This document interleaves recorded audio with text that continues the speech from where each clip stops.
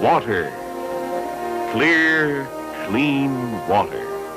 This is the song of clean water.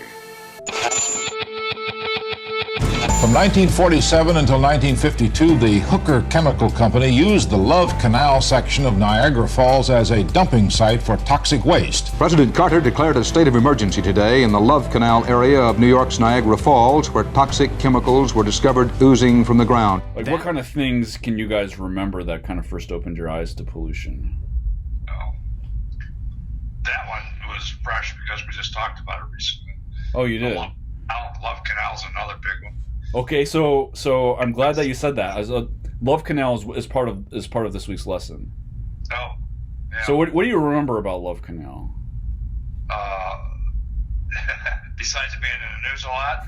Yeah, but like just the sicknesses from the people that lived around the Love Canal, and the resistance of the industry and the government to recognize it. That's what I remember.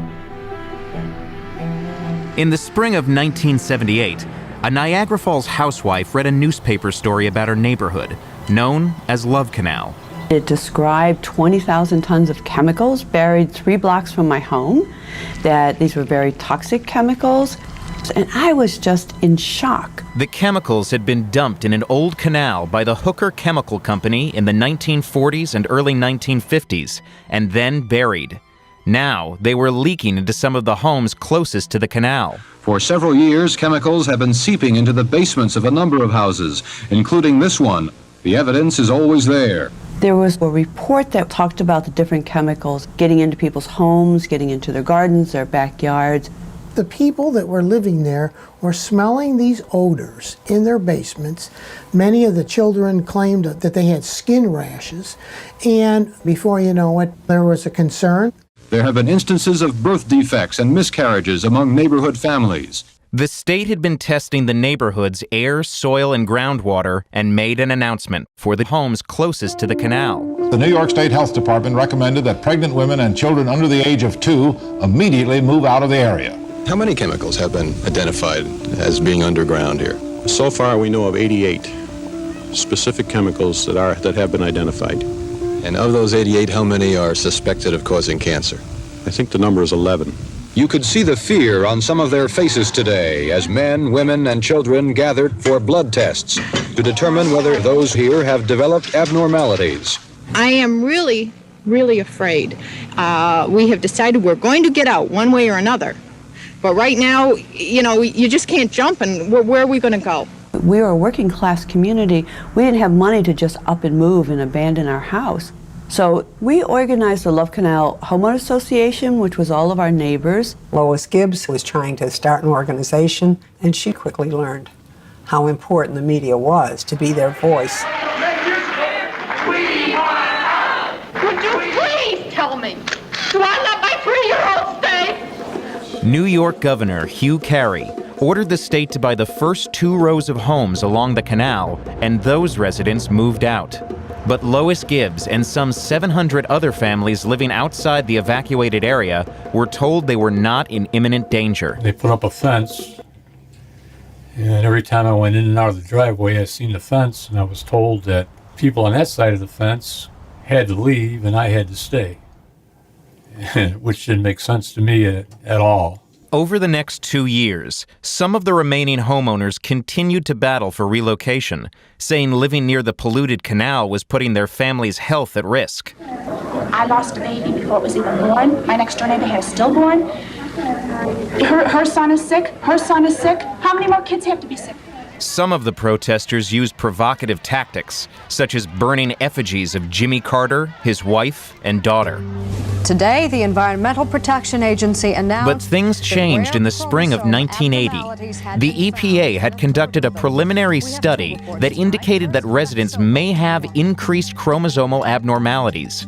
But before the agency could confirm the findings or inform the residents, the study was leaked. EPA was in a panic because they knew that this awful chromosome study was going to hit the newspapers.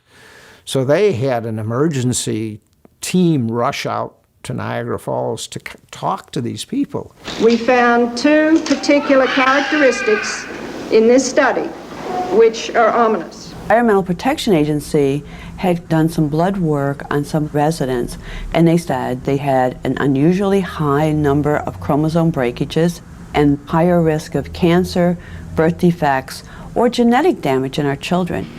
People gathered at the Love Canal homeowner's office, and they started shouting and screaming. So when the EPA officials came over, the residents were so angry that they decided that if it's so safe to live at Love Canal, these two officials can live here, and they're not going to get evacuated until we get evacuated. The standoff lasted just 5 hours, but the point was made. President Carter was running for re-election. This was making headline news across the country. As a result of that sit-in and that protest and those hostage holdings, the federal government agreed to evacuate everybody at Love Canal, buying their homes. So we were out. The residents of Love Canal celebrated today. We got relief, we got safety, we got our lives back. 700 families started leaving Love Canal this afternoon. It was the moment. It was the moment of relief in a sense that we're free. Remember that we stood up here at Love Canal, ordinary, law-abiding people, and we weren't afraid. Following the evacuation, Gibbs became the public face of a movement to clean up toxic waste dumped by companies across the country. To deal with this pollution, Superfund legislation was enacted. Superfund was established, so if another Love Canal came on the horizon, there would be money there. You could go in, you could do the testing, you could do the cleanup, and then you could go after the responsible parties. While sometimes criticized as costly and bureaucratic, Superfund has led to the remediation of nearly 400 toxic sites. Love Canal was among the first addressed, but it took nearly 2 decades and cost more than $350 million. Because the landfill turned out to be too big, too toxic, and too expensive to move, it was capped in clay and surrounded by a drainage system.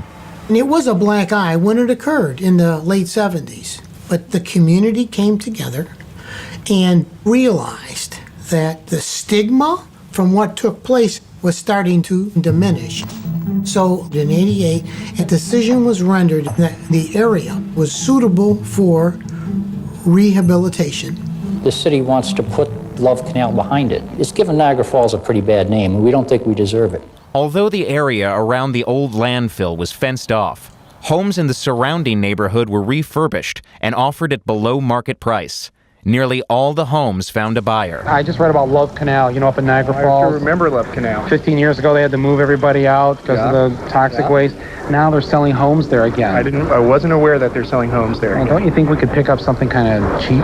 The repopulation was met with protests by activists, including Lois Gibbs, who said the area was still not safe. They never took any chemicals out. The 20,000 tons of chemicals still remain in the center of Love Canal. I think there's a legacy of doubt because people think that someday the landfill will leak. But we have monitoring wells around this site. So red flags would go up if there was a problem. The homes around Love Canal, especially the homes that were rehabilitated, where people are living in them today, it's probably one of the safest places on the planet to live. But what happened to the residents who lived there 35 years ago? The leaked EPA report was a preliminary study. A follow-up study revealed that Love Canal residents had no higher rate of chromosomal abnormalities than the rest of Niagara County. Over the years, some studies have indicated a higher rate of birth defects and some cancers among former residents. But a direct link between the leaking canal and the long-term development of serious diseases has not been established. To find out what hurt a relatively few people because of the myriad of environmental insults that are around, it's almost impossible to do. These are intrinsically difficult problems to evaluate scientifically. I was diagnosed with pancreatic cancer 3 years ago, and I'm stage 4 cancer. It's went to my liver.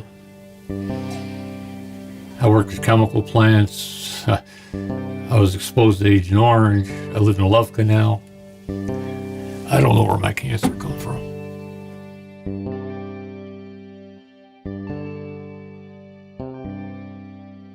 "35 years after Love Canal captured the national spotlight, the story has resurfaced. New concerns have emerged from the Love Canal era. In 2011, a city crew repairing a sewer line discovered a pocket of chemical waste less than half a mile from the landfill. State and EPA investigators said there was no danger. The waste was isolated, had not leaked from the landfill, and was believed to be left over from the original cleanup. But 6 families in the surrounding neighborhood have filed lawsuits. They say the discovery exposed them to harmful chemicals, and now believe the landfill itself is not properly contained and is damaging their health. The battle over Love Canal continues. Okay, so what can we learn from this story? Well, first, the grave dangers of water pollution, and not just from directly discharging materials into waterways, but also from burying materials underground. Second, again, the law of unintended consequences. We just can't predict the outcomes of all the decisions that we make till it's much, much too late. Third, collateral damage. Sometimes the incidental damages that we make can be the worst, things like birth defects and miscarriages. And last, the power of activism to create change. We saw the residents of Love Canal band together to force industry and government to clean their act up. And so on that note, I'll have the Pixies play us out as we take one final look at the impact of pollution on the community of Love Canal. There was a guy,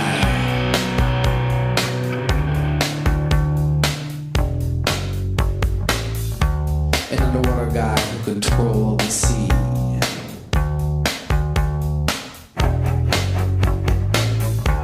Got killed by 10 million pounds of sludge from New York and New Jersey.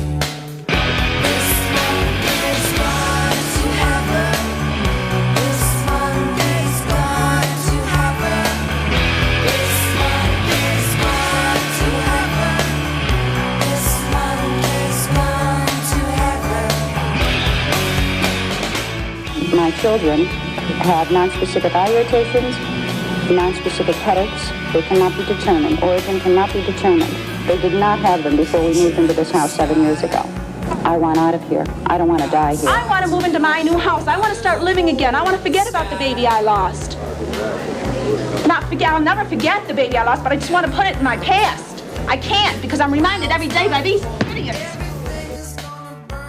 Well, I'll take turns. I'll get mine too. This one is gone to heaven.